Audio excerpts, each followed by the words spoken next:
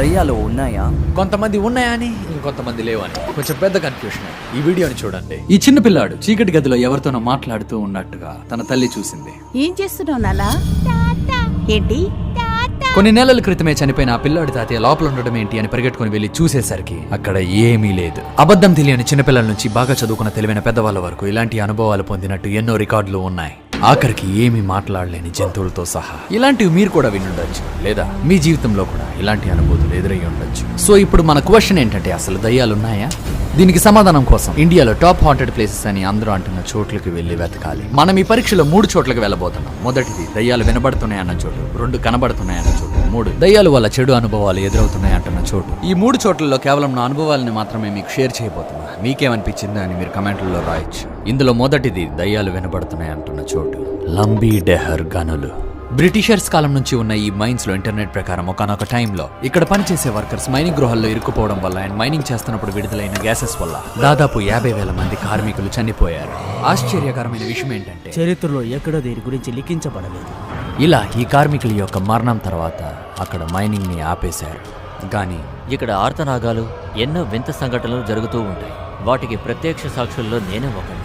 ఈ వీడియోస్ మరీ ఎక్కువ చూస్తే ఆ ప్రభావం నా మీద పడుతుంది అండ్ అంత థ్రిల్ ఉండదని ఆపి డైరెక్ట్ గా చోటుకి బయలుదేరిపోయా. ఎయిర్పోర్ట్ లో దిగా ఆ మైన్స్ ని చేరుకోవడానికి కొండను ఎక్కడం మొదలు పెట్టా. పైకి వెళ్ళేసరికి చీకటి పడింది. ఇంకొంచెం సేపట్లో దయ్యాల మాటలు వినిపిస్తున్నాయని కథలుగా చెప్పుకుంటున్న చోటుకి చేరుకోబోతున్నాను. ఇక్కడే నేను ఊహించని, మాటల్లో చెప్పలేని ఒక అద్భుతమైన సన్నివేశాన్ని చూసా. ఆకాశంలో నక్షత్రాలు లాంటివి ఒక ట్రైన్ లా వెళ్తున్నాయి. దీన్ని చూసిన కుతూహలంతో గుండె కొట్టుకునే వేగం పెరిగింది. అదే ఎనర్జీతో ఇంక లేట్ చేయకుండా ఆ ప్లేస్ కి బయలుదేరా. చలితో నిండిన ఆ చీకట్లో వింతగా సగం ఉన్న కట్టడాలు కనబడుతున్నాయి. బిల్డింగ్ లోపల వాటర్ డ్రాప్స్ పడుతున్న సౌండ్స్ వస్తున్నాయి. చుట్టూ అడవి, లోపల పాములు కూడా ఉండొచ్చు. పూర్తిగా తెలియని దాని లోపలికి వెళ్ళడం రిస్క్ అనిపించింది. రేపు పొద్దున్నొచ్చి చూస్తే బెటర్ అని అక్కడ నుంచి బయలుదేరిపోయా. తర్వాత రోజు అక్కడికి వెళ్ళేసరికి ఆ మబ్బుల్లోంచి అసలైన మైనింగ్ ఏరియా ప్రత్యక్షమైంది. ఇక్కడే వింతగా చాలా జరుగుతున్నాయి అండ్ అక్కడికి వెళ్ళడానికి దారి కూడా సరిగ్గా లేదు. ఈ ముందున్న చోటు ఒకప్పుడు ఆఫీస్ లాంటిది మాత్రమే అంట. మనం వెళ్ళాలి అనుకుంటున్న చోటు సరిగ్గా ఇక్కడ నుంచి 5 కిలోమీటర్ల దూరంలో ఉంది. సరే, అక్కడికి బయలుదేరదాం అనుకునే టైంకి సార్ వర్షం పడేలా ఉంది. ఈ రోజు వెళ్ళడం అంత సేఫ్ కాదు. ఒకవేళ పైకి వెళ్ళే టైంలో కనుక వర్షం పడిందా చాలా రిస్క్. మనం నడుస్తున్నప్పుడు రాళ్ళు పడచ్చు, చెట్లు పడచ్చు, ఏదైనా జరగచ్చు. సో రిస్క్ ఎందుకని 2 డేస్ అక్కడే ఒక రిసార్ట్ లో స్టే చేశా.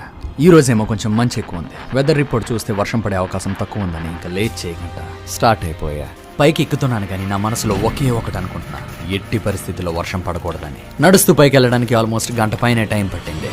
మొత్తానికి పైకి చేరుకున్నా. ఇక్కడ స్మెల్ చాలా వెరైటీగా ఉంది అండ్ క్లైమేట్ కూడా చాలా చల్లగా ఉంది. ఇప్పుడు మనం చాలా ఎత్తులో ఏ మైనింగ్ గోడలైతే 50,000 మంది చావుకి కారణం అని విన్నాము, అక్కడ ఒకనే కళ్ళు మూసుకొని కూర్చొని ఏమైనా శబ్దాలు వినబడుతున్నాయా లేదా అని చూడబోతున్నా. ఆశ్చర్యకరమైన విషయం ఏంటంటే, క్షణాల్లో మంచుతో మొత్తం మూసుకుపోయింది. అరేంజ్మెంట్స్ కంప్లీట్ అయిపోయి ఇప్పుడు నా స్టాఫ్ నన్ను ఇక్కడ ఒక్కడనే వదిలేసి అందరూ కిందకు వెళ్ళిపోయారు. వాళ్ళకి నాకు వాకీ టాకీ ద్వారా మాటలు జరుగుతున్నాయి.